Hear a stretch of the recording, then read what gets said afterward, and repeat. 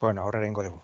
Arratsaldeon, oraindik batzuk sartzen ari dira, baino ondo iruditzen baldin bazaizue, hasiera emango diogu saioari. Mikel Bringas naiz, Jaurlaritzako kirol kudeatzailea, eta gaurko saio honetan Eusfit ekimena aurkeztu nahi dizuegu, eta horren inguruan dauden zalantzak argitzen saiatuko gea. Ikusgai duzuen bezala goian pantailan saio hau grabatzen ari gara eta mugimendu egunean argitatuko dugu bideoa. Hasieran Berritzegune Nagusiaren osasun publiko eta jarduera fisikoa eta kirolaren zuzendarien hitzak izango ditugu. Jarraian mugiment idazkaritza teknikoko kideek Eusfit mugiment ekimena nola antolatuko dugun azalduko dute, eta bukatzeko tarte zabala izango dugu zuen galderak eta zalantzak argitzeko. Beraz, lehenbiziko hizlariari hitza emango diogu, mesedez, Virginia Pozo, Berritzegune Nagusiko zuzendaria, piztuta ez dagoeneko mikrofona eta kamera, zurea da hitza. Aurrera, mesedez. Arratsaldeon guztioi, nire lana eta nire hitzartzean batez ere hitz egingo dut, pilotaje honetan parte hartzen duzuen ikastetxeei eta batez ere eta batipat irakaslei akreditazioaren inguruan, bale? Momentu honetan eskoletara eta ikastetxetara heldu den eskutitzean jartzen gainon moduan izena emateko tartea zabaldu dugu. Izen emate horrekin batera zuen datuak jasoko ditugu eta horrela izango dugu kontaktu zuzena ikastetxearekin eta hasiko gara komunikazio zuzena irakaslegoarekin. Irailetik aurrera, pilotajea martxan hasten den bezain laster berriro jarriko gara zuekin harremanetan, eta hor adieraziko dizuegu, eta zuek guri adieraziko diguzue, zenbat geletan aplikatuko duzuen pilotajea. Horren arabera, akreditazioa izango da ordu batekoa, edo beste, ordu batzuk kopuru batekoa, edo beste batekoa. Momentuz, 15 orduko akreditazioa aurre ikusten dugu, bi gelatik gora baldin badago pilotajea, orduan hortik aurrera gela bakoitzeko 5 orduko gehigarria gehituko geniokea. Adibidez, ales bat ikusten dut. Imaginatu alesen eskolan, 4 geletan pasatzen duzuela iten duzuela pilotajea. Alesei emango genioke 15 ordu, fijo, bi gutxienez, bi geletan aplikatuko duelako, eta beste 10 ordu, beste gainontzeko 4 gelak dielako. Eta hola, joango ginateke batzen. Zuek lasai.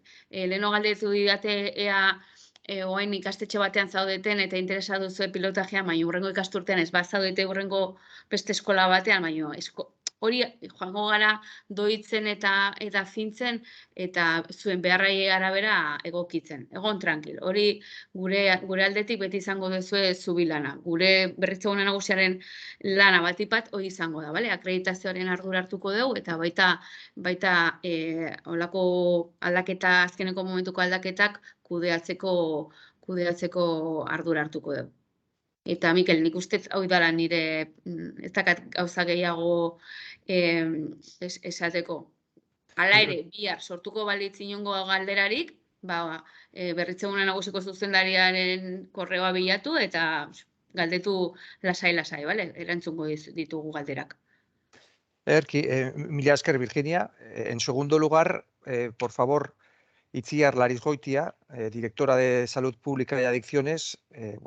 Enciende, por favor, tu micrófono, la cámara ya está encendida y tienes la palabra cuando quieras. Eskerrik asko. Arratsaldeon guztioi. Agradezco esta oportunidad de poder participar con todos vosotros en esta jornada de presentación de Eusfit porque es una herramienta muy importante en tanto que se dirige a promover el ejercicio físico en la infancia y adolescencia y además de la mano de profesionales de educación. Como directora de salud pública tengo que enfatizar, aunque ya lo sabemos todos, pero tengo que enfatizar lo importante que es la actividad física para conseguir salud, para mantener salud y para reducir la enfermedad en todas las edades de la vida. Y esto adquiere mucha más importancia en la infancia y en la adolescencia. Creo que sabemos que el ejercicio regular produce importantes beneficios para la salud del cuerpo físico y de las emociones, y su ausencia se asocia a graves enfermedades crónicas y de salud mental, a peor calidad de vida. Cuando esta ausencia se da en la infancia y en la adolescencia, los perjuicios para la salud son más persistentes y graves. Y al revés, los beneficios del ejercicio en la infancia y en la adolescencia son más importantes. Y los hábitos que se aprenden en la infancia y en la adolescencia perduran más. Además, quiero decir que EUSFIT ofrece una ventaja importante, que es que utiliza herramientas estandarizadas y que ofrece resultados objetivables. Y eso es un elemento motivador, en principio, importante para quienes participan, y a su vez permite desvelar problemas de una manera objetiva y también demostrar mejoras. Y esto es un valor añadido que creo que es importante resaltar.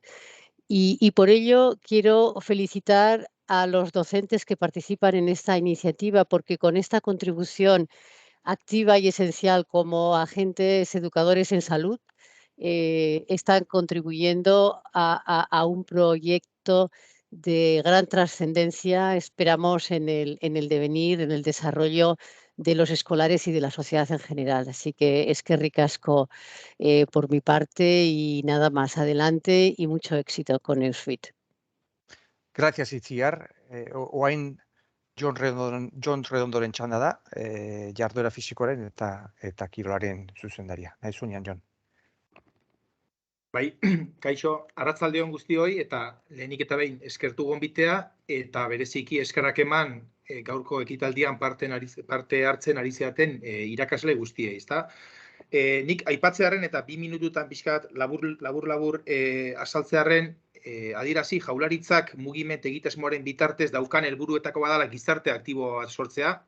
Egia da daukagun, gauza honetako bada gero eta bizi iraupen edo gehiago bizitzen gerala, baino egia da ere bizi kalitatea bermatu behar degula, eta bizi iraupen horrek badauzkala hainbat nolabait esango nuke alde txarrak, ezta? Eta sedentarismoa eta jarduera fisiko eza izaten dira horietako bat. Beraz, mugiment egitasmoaren helburua da denok aktiboak izatea, eta gizarteak, euskal gizartea, Europako gizarte aktiboenetako bat izateko aukera edukitzea. Horren barruan, dauzkagu hainbat ekintza, nik laburbilduz aipatuko ditut, herrietan sareak sortzen ari gea, herriko elkarte ezberdinekin jarduera fisikoa sustatzeko.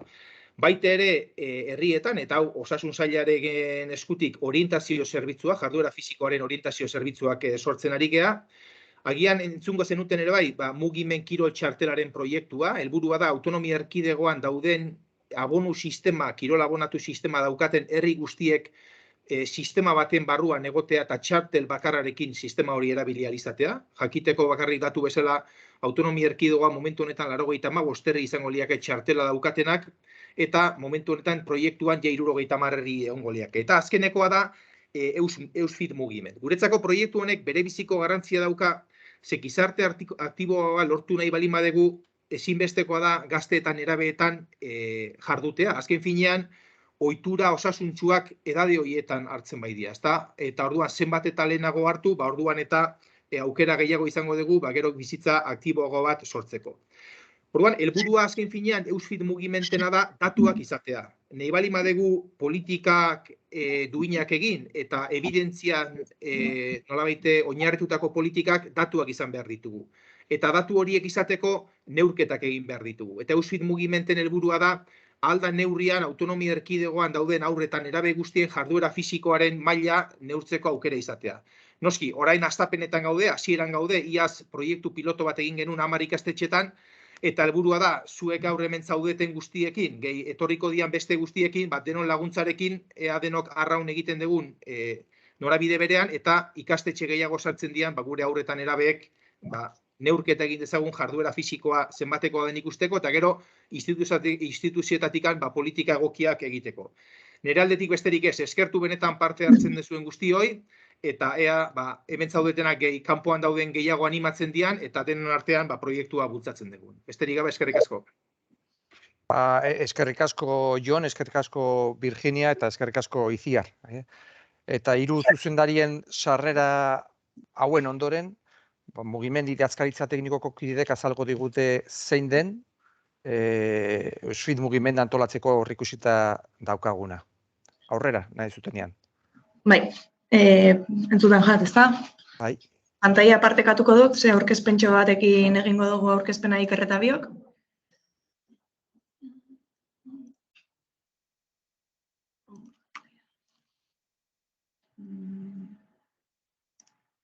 Bale, danok ikusten duzue aurkezpena?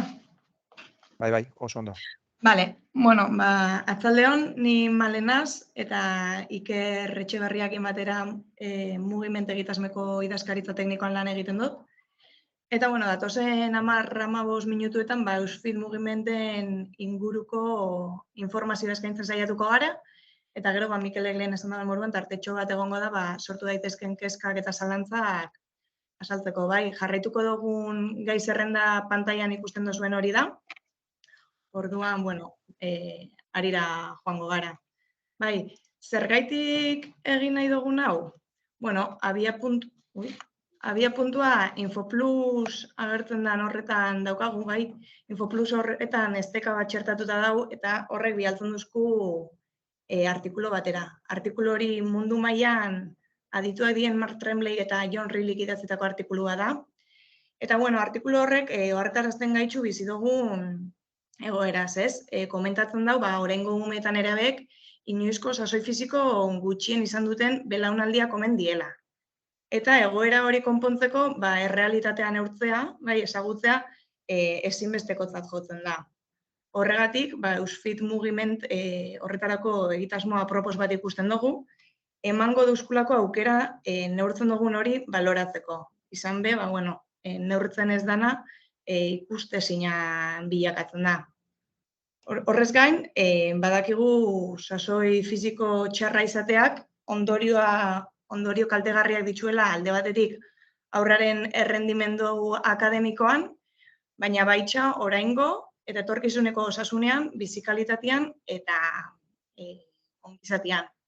Orduan guzti honengatik, sasoi fisikoaren monitorizazio sistema Eusfit mugiment abian jarri nahi dugu. Orain arte zer da ezagutzen duguna? Bueno, hor eskerraldean daukotzu ondorio nagusio, da gehiago ezagutu behar dugula. Orain arte, bi ekimen garrantzitsu garatu ditugu, alde batetik Global Matrix azterketa.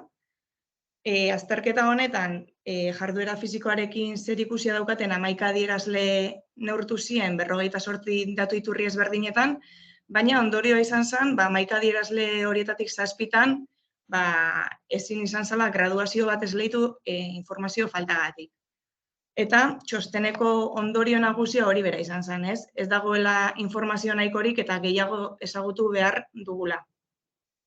Egiten gabiltzan beste azterketa, azelerometria azterketa bat da, azterketa honen helburua Euskal Autonomia Erkidegoko haurretan eraberen jarduera fisiko eta sedentarismo maila ezagutzia da. Guztira 1111 umek parte hartuko dute, eta orain momentuan datu bilketako azken fasean gaz. Espero dugu urrirako datu guztia jasota eta aztertuta eukitzea, eta orduan emango dira emaitzak ezagutzera. Baina, esan bezala, ezagutzen duguna, ez da asko. Nora iritsi nahi dugu? Guretzako jarraitu beharreko eredua Esloveniako Eslofit da. Bertan, lehenengo urratsak 1982an zituzten, 5 urtetako froga egin eta gero, 1987an onartu zen Eslovenian lehen hezkuntza eta bigarren hezkuntzako ikastetxe guztietako ikasleak neurtuak izatea, eta geroztik urtero apirilean ikasle horiek neurtuak izaten die. Orduan ondorioz badauke aukera eboluzio bat ikusteko, geroztik ona izandako eboluzioa, aldi berean ikasle batek jasandako ibilbidea zelakoa izan dan, ikastetxeak konparatzeko, herriak, azken finean datuak eukitzeak horre dauko, ez? Badaukagula aukera aldagai desberdinak kontrolatzeko. Eta beste gauza garrantzitsu bat oso importantea dena guretzat da, neurketetako datu horiek, ikasleen datuak, medikuek ikusteko aukera daukatela. Orduan hori ere oso garrantzitsua ikusten dugu. Eta bestalde, Europa mailan ere mugimendua sortzen ari da, bai feedback izeneko Europako proiektu bat sortu da, eta komentatzea, bertan ere parte hartuko dugula Basque Country bezala, eta sare horretan aukera edukiko dugu mundu mailan adituak dienekin lan egiteko eta ikusteko beste herrialdeetan zertan dabiltzan. Gurera etorrita, gure egungo egoera, hau iaz pasatako galdetegi bat da, hau heziketa fisikoko irakasleok bete zenuten, eta 294 erantzun jaso genitzun, eta galdetu zana beste gauza batzun artean izan zen alde batetik, ea ikasleen sasoi fisikoa ebaluatzeko probak erabiltzen dituzuen, eta hemen gehiengo batek erantzun zuen jada pasatzen dituzuela, eta gero bestalde galdetu zuen ea komenigarria izango litzatekeen Euskal Autonomia Erkidegoan sasoi fisikoa ebaluatzeko sistema bateratu bat edukitzea. Eta hemen ere, hemen zalantza gehiago egon ziren, baina hala ere gehiengo batek erantzun zuen baiezkoa. Orduan hemendik abiatuta iaz pilotaje bat egin genuen 10 ikastetxeekin, eta esan bezala, orain ja pixka bat edatu nahi dugu proiektua, eta pixkanaka Esloveniako eredu hori jarraitu nahi dugu. Eta hemen ez dut oin bideoa jarriko, baina esteka honetan sakatuta ia sortu genuen bideoa ikus dezakezue. Bertan azaltzen da Eusfit egitasmoa, pixkat irudiekin eta bar, eta Ikerrekin izten zaituztet orain.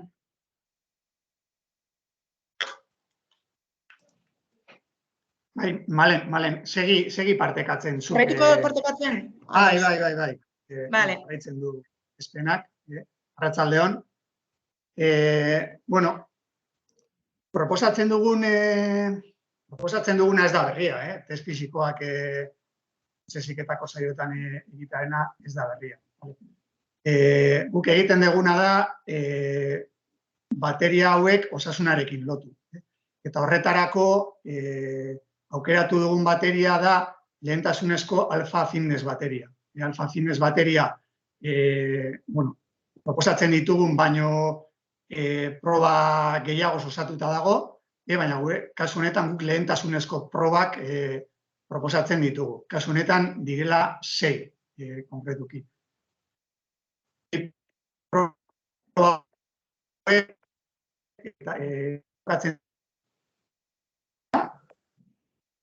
Horren hartzen da gorputz masa indizea, altura eta pisuaren bitartez eta gerri perimetroa. Bigarren multzoan neurtzen da gaitasun muskuloeskeletikoa, bi proben bitartez, alde batetik eskuko presio indarra, dinamometro baten laguntzaz, eta luzera jauzia, bi oinak elkarrekin.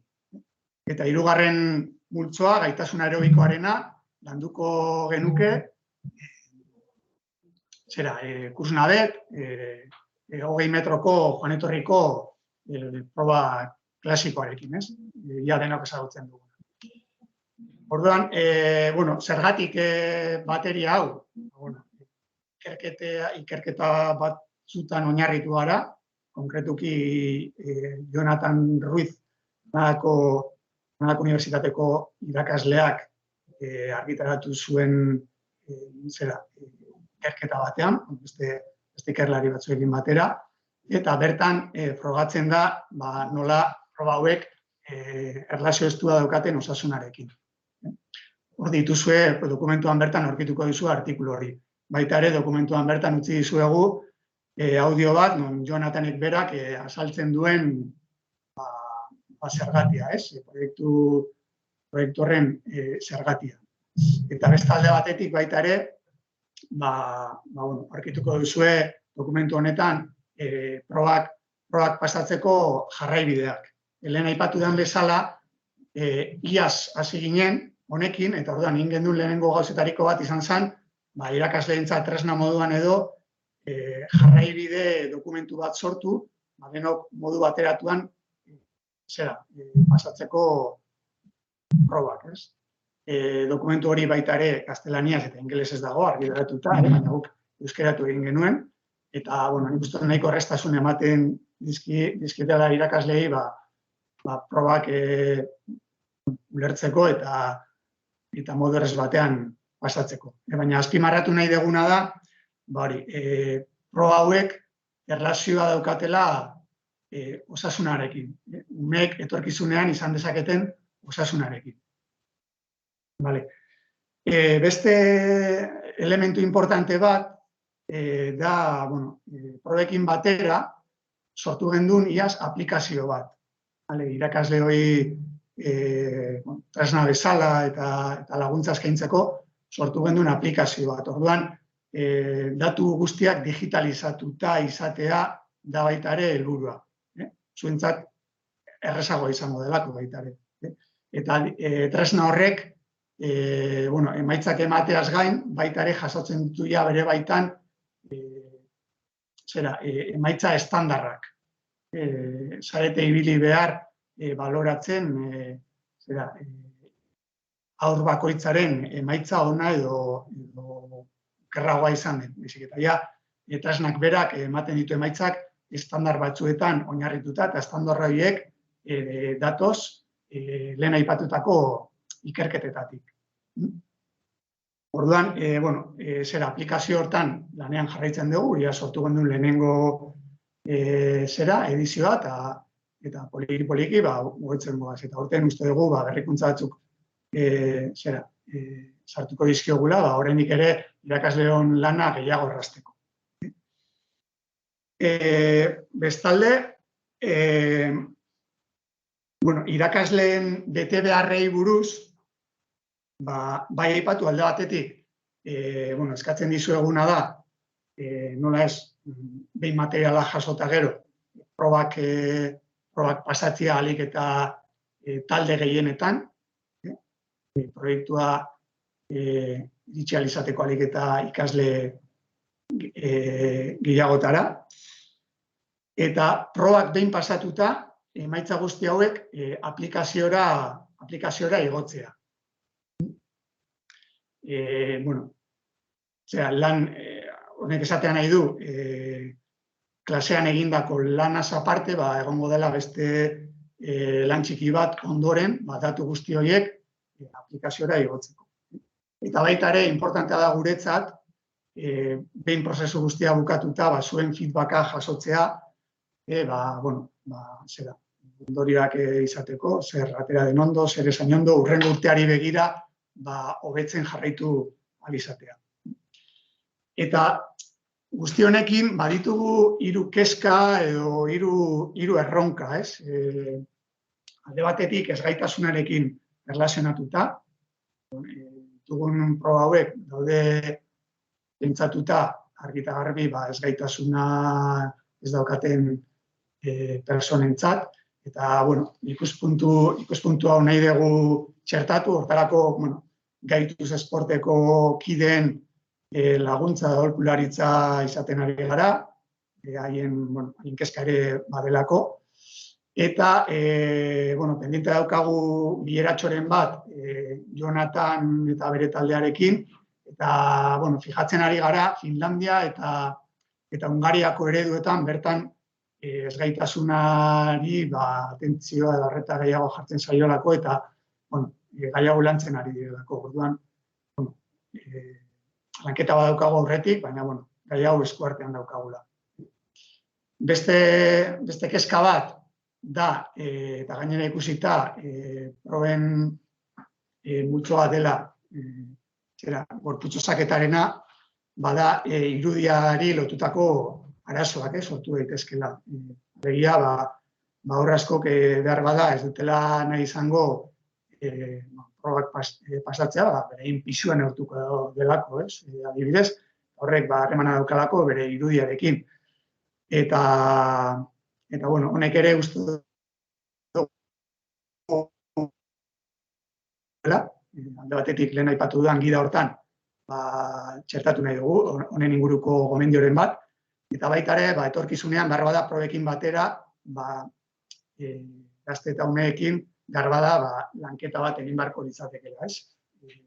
Eraso hau gainditu ahal izateko.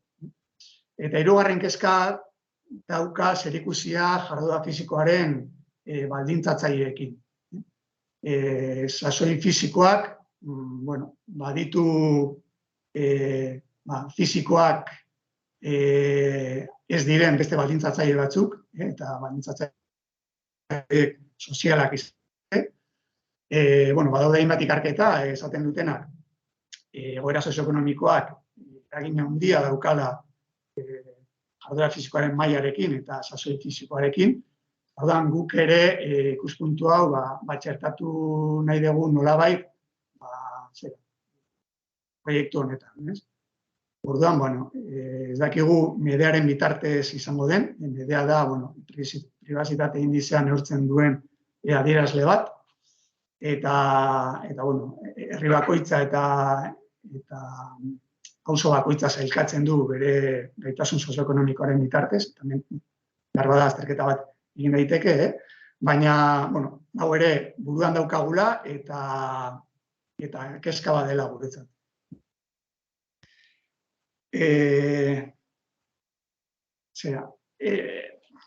Lehen aipatu da, iaz proba bat egin genuela, hain zuzen ere 10 ikastetxetan, 1157 ikaslek egin zituzten proba hauek. Nik uste dut esperientzia orokorrean positiboa izan zela.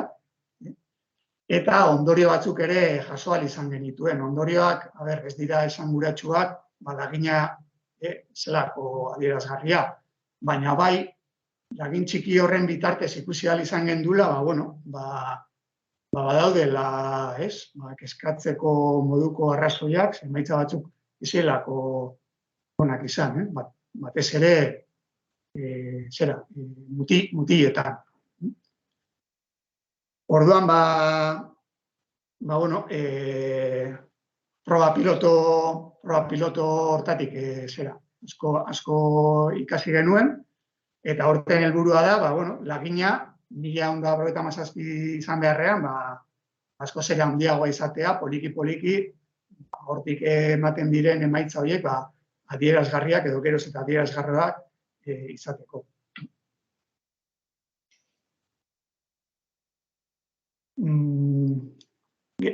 Pasatuko hori da.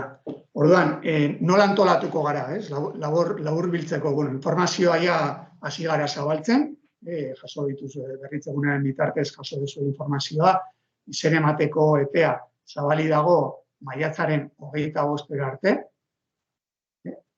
Bilera honen bitartez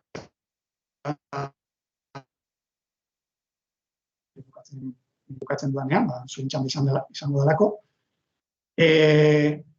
Maiatzean zehar, izen emateak izten direnean, printzipioz,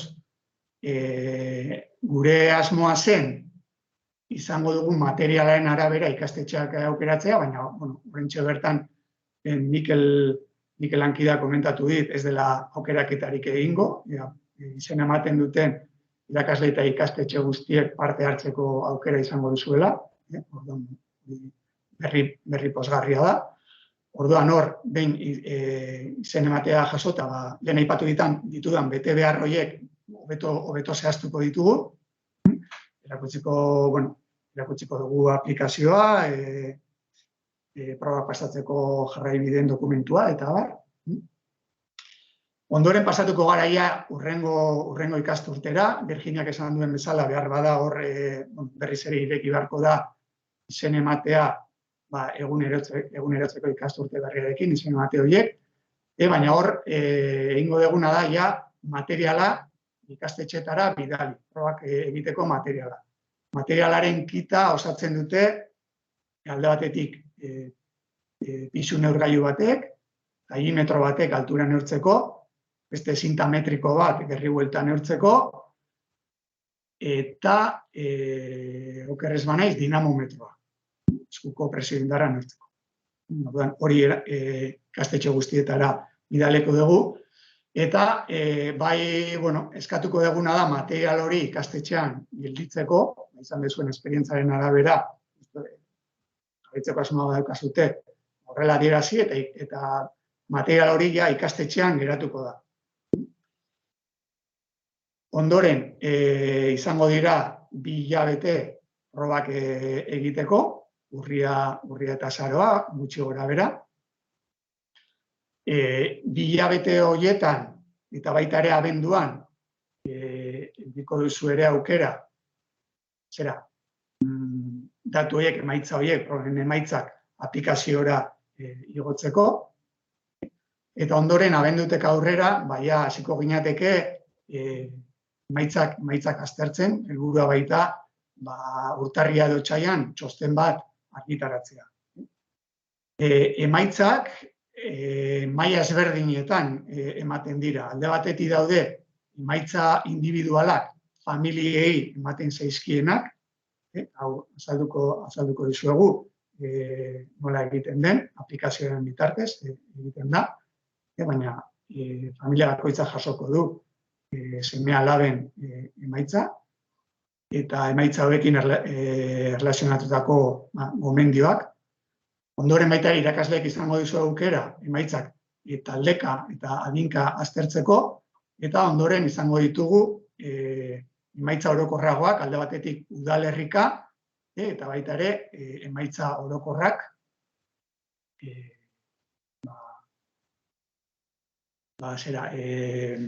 adinka, ez? Eta bukatzeko, iaz, proba pilotuan 2 adin tarte aukeratu bagenituen ere, datorren ikasturtetik aurrera, ja behin proba pilotua amaituta, ja hemendik aurrera ez dago proba piloturik, hemendik aurrera proiektu hau geratzeko etorri da, orduan irakasleok erabakiko duzue, 6 mailatan pasatuko dituzuen proba. Ez dakit, guri gustatuko litzaiguke ahalik eta maila gehienetan pasatzia, baina, ulertzen dut, esan daitekela poliki esartzen joan beharreko prozesu bat ikastetxean, eta igual behar bada, lehen urtean ezin dira ikastetxe zera maila guztiak pasatu, baina poliki helburua hori izan behar da, ez? Hemendik eta etorkizunean, lehenengo mailatik batxilergora arte, ikasle guztiek probak egitea. Eta, gure kontakturako, gure helbidea hori da, mugimentabildua mugiment.eus, edo zein zalantza edo baldin badaukazue, gero idatziz edo eta duzue bidali, eta bitartean, orain daukagu tartetxo bat, guzti honi buruz hitz egiteko, eta zuen kezkak eta zalantzak argitzeko. Ondo, Iker, eta malen eskerrik asko, eta Ikerrek esan bezala, galdera erantzunen tartera iritsi gea, eta galderak egiteko 2 aukera dituzue. Lehenbizikoa da esku altxatzea, hitz egiteko txanda eskatzeko, horretarako zuen pantailan duzuen botoia erabilita, edo bestela txata erabiltzea nahi baldin baduzue, erresago izango da zuek hitz egitea eta bagoaz komentatzen. Orduan, ez dakit norbait ematen da, lehenbiziko galdera. Bai, gauza bat nahi nuke galderak erantzuten hasi baino lehen, argitu nahi nuke, aipatu da aplikazioa hobetzen ari gehala, eta nik uste hobekuntza nabarmena dagoela aurten ia zuen lan osoa edo osoa. Excel taulen bidez izango dela. Errestuko dela asko datuak sartzea eta bar. Asko erresago izango da iaz baino. Nik uste aurrera pauso hori ja aurten etorriko dela.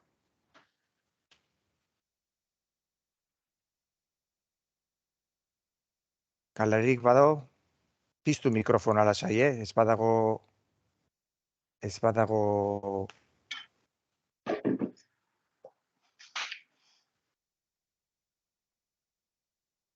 dana garbi da? Txatian daukagu galdera bat, Mikel?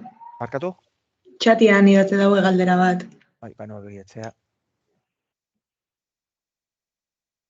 15 ordutako horrena azaldu dezakezu berriz, mesedez, ez dut ulertzen zer egin behar den ordu horietan. Bueno, ez, a ber, Virginia ez dago gurekin okerrez banaiz, baina bueno, aurreikusita geneukan gutxieneko partaidetza izango zela hori, ez?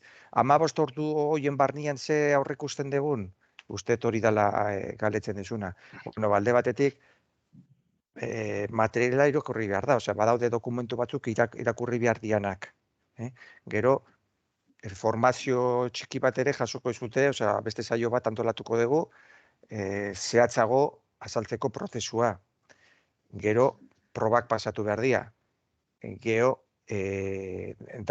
proba horien datuak sartu behar dira. Osea, nolabait irakasleak ditun ardura guztiak horren barne ikusten dira. Talde gehiago izanik, kopuru hori Virginiak esan duen bezala, talde kopuru hori handitzeko aukerare badala. Gehien bat ulertzen dut, hau guk ez dugu oso ondo kontrolatzen, baina ulertzen dugu honek balio dula gero batzuen interes profesionalentzako toki trasladoak egiteko eta bar lagungarria dela. Aurrera IMY-MB altxatu eskua galetu du lasai, aurrera mesedez.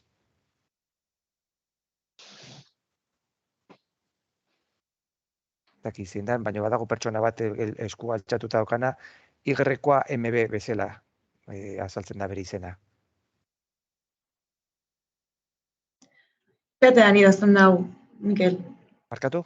Txatean idatzi da da. Bai. Bale. Beste galdearik, mesedez? Bai, kursnabet froga aipatu duzu. LH mailan nik inoiz ez dut pasatu.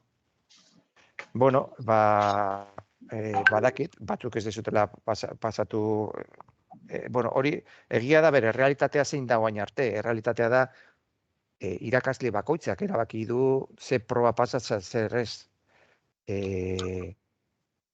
Ez dakite zer esan edezun honekin, baina jakintza zu esaterako gu proposatu degula LH batetik hastea eta alfa fitness bateria, baino badago beste moldaketa bat prefit izeneko bateria aurre hezkuntzan pasatzen dena. Eta hor baitare kursnabet bat egiten dute, moldatuta dago erritmoa eta bar, ipuin bat ere sortu dute, hori nolabait, xamurrago egiteko prozesu hori umentzako, baina gaur egun txiki-txikitatik pasatzen den erresistentzia proba bada. Txikiagoentzako moldaketa bat ere badago, Nafarroan bertan esateako erabiltzen duten proba da. Eta, bueno, beste herri batzuetan baitare. Banoa berriz txatera mesedez. Kaixo, eta eskolak ziurtagiren bat jasotzen aldu? Ez dago momentu ez ikusita, baina beharrik egongo balitz, arazorik ez, ziurtatzeko. Eta gehiago, azalduko, ausartuko naiz esatea, garbi utzi nahi dezuegu, Eusfit mugiment bidez garbi dakagula, berez ez degula hobetzen umen jarduera fisikoa, hortarako interbentzioak behar dira. Eta orduan, Eusfit mugiment gure ustez da, hasierako pausu bat baino ez da. Etorkizunean nahi genuke urrunago iristea, eta hortarako da, beharrezkoa eguna da interbentzioak egitea zentroetan. Atzerrian, eta Espainia mailan ere badago elkarte bat, eskola aktiboen elkarte bat. Izen horrekin ez da ezagutzen Espainian, baina beste toki batzuetan bai. Eta badakit, hau hurbil ez dagoela, baina gustatuko litzaiguke, etorkizun batian, antzeko zerbait izatia gure erkidegoan ere bai. Mikel. Murtzia da, aurretik dijoana momentu honetan. Bai. Mikel, lehen hezkuntzan 20 metroko etorriko proba egitari buruz, iaz egin zan proba pilotua eta 3. mailan pasatu zen, zehazki. Eta esperientzia positiboa izan zen, ez? Umeek hartzen zuten proba hori, bueno, ez dakit, inozentzia guztiak erronka bat bezala, ez? Igual behar bada DBH-en eta beste modu batean hartzen da, esain modu. Baina esperientzia izan zen, bueno, bere zera, inozentzia horrekin, proba alik eta hobekien egitera ateratzen zirela, eta nik uste dut ondo atera zela. Eta ondoren galdetegi bat pasat zitzaien ikasleei ere bai, eta bueno, emaitzak ez ziren txarrak izan, esperientzia aldetik.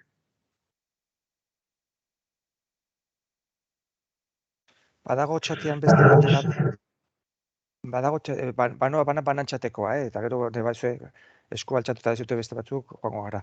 Orduak eskolako ordutegiatetik atatzen dira. Zuzendaritzak antolatzen ditu ordutegi kredituak.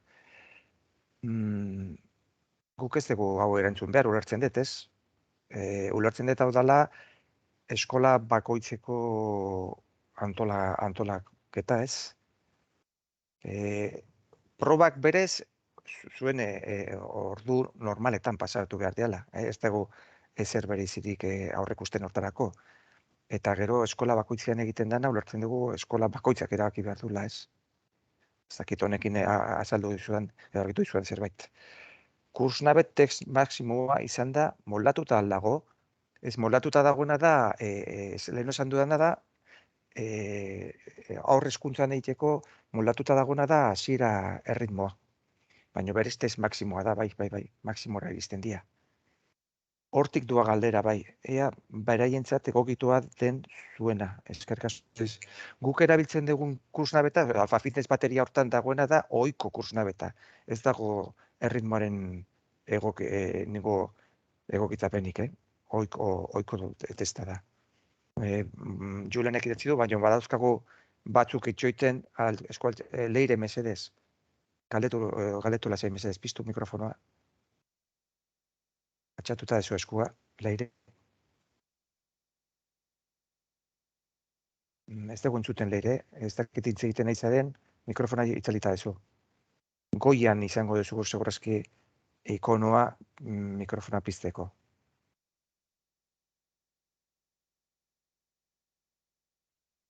IMB ulertzen dut lehengo galdera dela, banua berriz txatera, behin galdetuta jetxi eskua mesedez, ez zute ekono bat hori egiteko eta ere. Familiak nork informatuko ditu, ikastetxeak ala EUSFIT mugimentek, bueno, prozesua da, labur azalduko dut, baina familia bakoitzari alta bat ematen zaio aplikazioan. Jasoko dute dokumentu bat baimena emateko, parte hartzeko hontan, eta dokumentu hortan adierazten dute zein dan familiaren posta elektronikoko helbidea.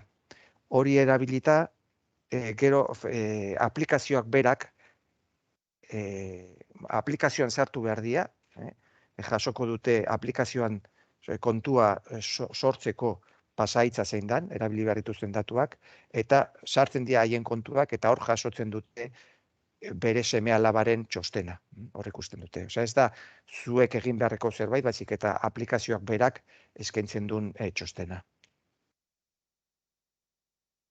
Txatean beste galderarik ez dago, leire jarraitzen du esku altxatuta, baina ez zaitugu entzuten, leire. Julen, ados eskerrik asko, ez zuri.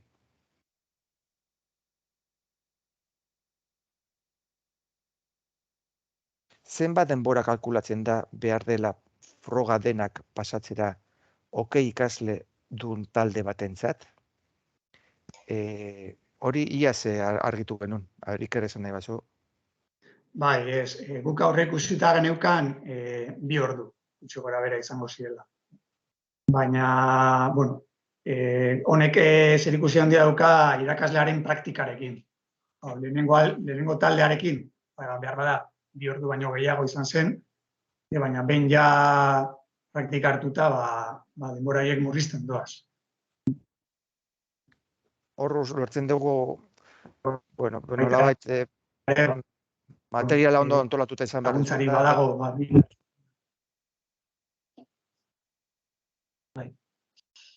bai, baina hori, bai, 2 ordu saio bat, 2 orduko saio bat beharrezkoa da.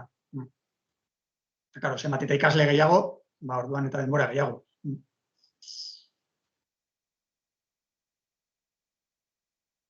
Alfa Fitness bateriaren manualean ere hori aipatzen da, ez? Kalkulo hori egin zuten.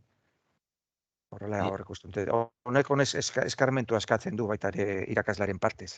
Ikerrak esan duen bezala, lehenbizikoetan zailago izango da, baina gero eta xamurrago bihurtzen da, ez? Kaixo? Bai, aurrera. Bai, beitu, Robert Nas. Lehen uste de Mikel zuke aipatu induzule, baina behin emaitza jasota, aztertuta, familia bidali, familiari datuekin aholku batzuk bialiko zezkiede. Gero guk hemen eskola mailan hobekuntza planaren bat egin beharko genuke, ez da? Suposatzen dut. Badago zeozer amankomunekoa egiteko, edo irizpide batzuk horren inguruen, edo aurten ez da egingo, nola doa hobekuntza planaren hori?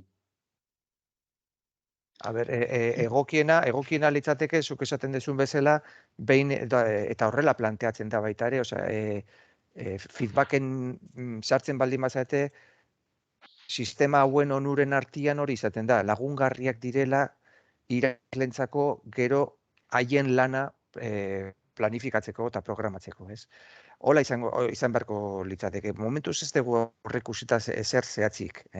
Nik uste hori dela baita ere hurrengo urtetarako erronkak, guk izan behar ditugun erronkak, ez? Pausuak eman bide horretatik. Eta zuk egiten dezuen hausnarketan nik uste oso zuzena dela, ez? Azkenean datu horiek erabilpen bat izan behar dute etxean bertan. Ikusteko zentzu dian talde bakoitzaren gabeziak edo zer landu behar dan, zer gomendio behar ditugun, eta bar, ez? Hori litzateke. Nik uste dut, Eusfit mugiment proiektuan helburu nagusia da, datu horiek lortzea. Ez du aurre ikusten ondorengo esku hartzerik. Hori igual behar bada izango zen, epe ertainera edo luzera egin beharreko beste fase bat. Baina momentu honetan da datuak izatea. Lehen malen aipatu duen datu hori. Vale, ederto, eskerrik asko. Txatean, galdera berririk ez dugu.